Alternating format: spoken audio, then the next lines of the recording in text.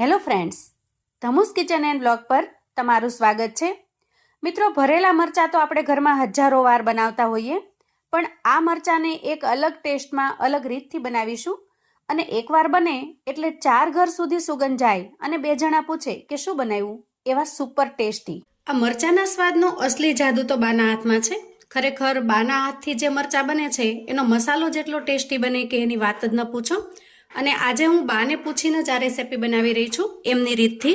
તો એના માટે આપણે અહીંયા 250 ગ્રામ જેટલા ભાવનગરી મરચાં લેવાના છે. આ મરચાંની ખાસિયત એ હોય છે કે આ મરચાંને ભરેલા મરચાં બનાવશો ને તો એ બિલકુલ તીખા નહીં લાગે. સહેજમથી તીખાશ અને સાથે મસાલાનો જે ટેસ્ટ હોય છે એનાથી ભરેલા મરચાં જો ભાવનગરી બનાવશો તો એકદમ સરસ મજાના ટેસ્ટી એવા બનશે. આ મરચાંને મેં એકદમ સરસ રીતે ધોઈ ચોખ્ખા કરીને લીધેલા છે. તો ધોયા પછી આપણે એક મરચાંને સરસ રીતે લૂછી લઈએ, જેથી એના ઉપરનું જે પાણી છે એ બધું જ પાણી દૂર થઈ જાય. ત્યાર પછી મરચાંને આપણે આ રીતે વચ્ચેથી કટ લગાવી દઈએ.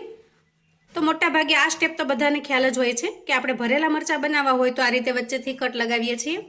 પણ અહીંયા તમને આ સ્ટેપ બતાવવા પાછળનું કારણ એ છે કે જો મરચાંની અંદર વધારે પડતી તીખાશ હોય તો તમારે એના ઉપરની જે આ રગ છે એ રગને કાઢી લેવાની.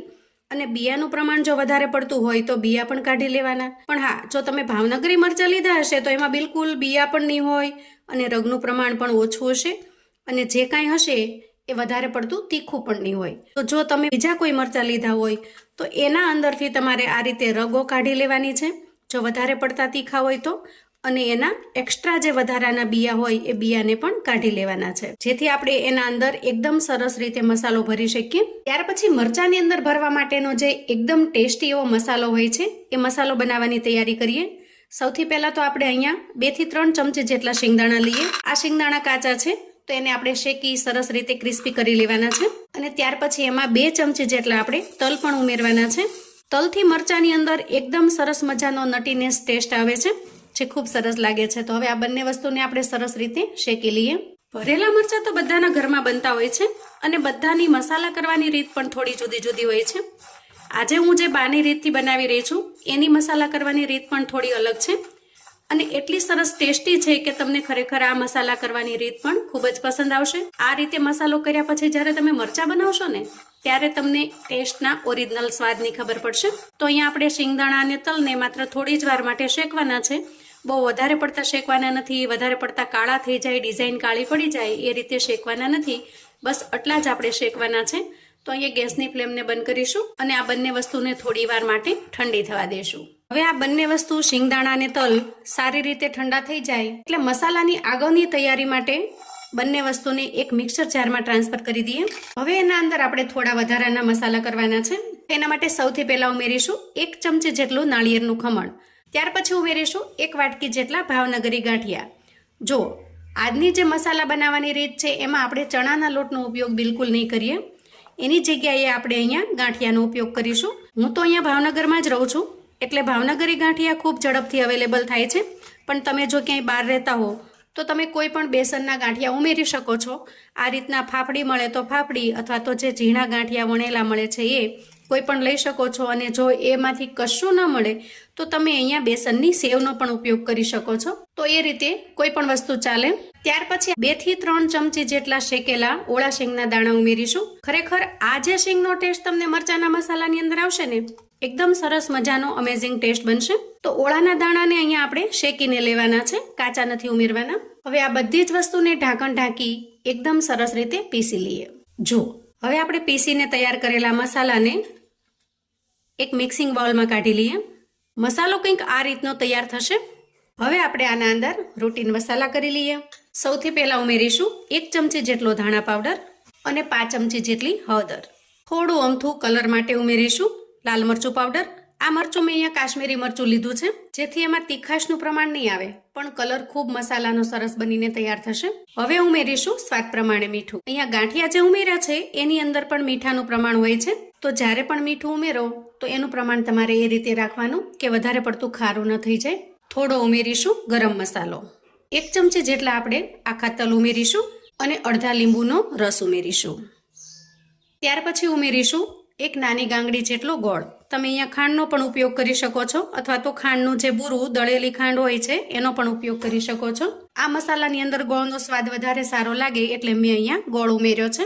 ત્યાર પછી આપણે 2 ચમચી જેટલું તેલ ગરમ કરી લઈએ અને એમાં અડધી ચમચી જેટલું આખું જીરું ઉમેરી દઈએ. થોડી હિંગ પણ ઉમેરીશું અને સરસ રીતે મિક્સ કરી આ રીતે ગરમ તેલને આપણે ગોળ ઉપર ઉમેરીશું. આમ કરવાથી ગોળ છે એ સરસ રીતે પાકી જશે અને મસાલાની અંદર ગોળનો થોડો ઘણો જે કાચો ટેસ્ટ આવે એ પણ નહીં આવે. હવે આ બધી જ વસ્તુને આપણે સરસ રીતે મિક્સ કરી લેવાની છે. ત્યાર પછી છેલ્લે ઉમેરીશું એકદમ ઝીણી સમારેલી કોથમીર. કોથમીરનું પ્રમાણ મેં થોડું વધારે રાખ્યું છે, પણ મસાલાની અંદર આ કોથમીરનો ટેસ્ટ પણ એકદમ અમેઝિંગ બને છે. હવે બધી જ વસ્તુને હાથની મદદથી સરસ રીતે મિક્સ કરી લઈશું અને આ રીતે આપણે મરચામાં ભરવા માટેનો એકદમ ટેસ્ટી એવો મસાલો બનાવીને તૈયાર કર્યો છે. અહીંયા તમે જોઈ શકો છો મસાલાની અંદર એકદમ સરસ બાઇન્ડિંગ પણ આવવા લાગે છે, એટલે બિલકુલ છૂટો પણ નહીં પડે. ભર્યા પછી મરચાની અંદરથી બહાર પણ નહીં આવે. અને હવે આ તૈયાર થયેલા ટેસ્ટી મસાલાને સ્ટફિંગ તરીકે ભરી દઈએ. મસાલો આપણે અહીંયા થોડો પ્રેસ કરીને જ ભરીશું. જુઓ તો હવે આ જ રીતથી બધા મરચાને ભરી સરસ રીતે તૈયાર કરી લીધા છે. હવે આપણે ગેસ તરફ જઈશું. ગેસ ઉપર એક પેન મૂકીશું અને પેનમાં 1 મોટા ચમચા જેટલું તેલ ઉમેરીશું. હવે તેલ થોડું ગરમ થાય એટલે આપણે એમાં અડધી ચમચી જેટલા મેથીના કુરિયા ઉમેરી દઈએ. તમે અહીંયા આખી મેથીનો ઉપયોગ પણ કરી શકો છો. વઘારની અંદર આ રીતે જો મેથીનો ઉપયોગ કરશો ને તો વઘાર એટલો સરસ મસ્ત બનશે કે સુગંધ પણ એટલી સરસ આવશે અને ટેસ્ટ પણ એકદમ લાજવાબ બનશે. અને મેથીની સાથે થોડી અમથી હિંગ પણ ઉમેરી દઈએ અને ત્યાર પછી આપણે તૈયાર કરેલા મરચાં ઉમેરી દઈએ. તો વઘારની અંદર આપણે અહીંયા માત્ર મેથીના કુરિયાનો જ ઉપયોગ કરેલો છે. તમે ઈચ્છો તો રાઈ જીરું પણ ઉમેરી શકો. ખાસ કરીને ઘરમાં બધાને જે રીતે ફાવે એ રીતે તમે બનાવી શકો છો. હવે આ રીતે મરચાંને તેલમાં સેટ કર્યા પછી થોડી વાર માટે એને સરસ રીતે ફ્રાય થવા દઈએ. મરચાંને આ રીતે આપણે બધી જ સાઈડ સરસ રીતે શેકાય એ રીતે સાઈડ ચેન્જ કરી લઈએ. અહીંયા મરચાં ભરતા જો થોડો ઘણો મસાલો વધ્યો હોય તો એનો પણ આપણે આગળ ઉપયોગ કરી લઈએ. મરચાં થોડા ઘણા સરસ રીતે ફ્રાય થઈ ગયા છે. ઉપરની સ્કિન પણ થોડી તળાઈ ગઈ હોય એવી દેખાય છે.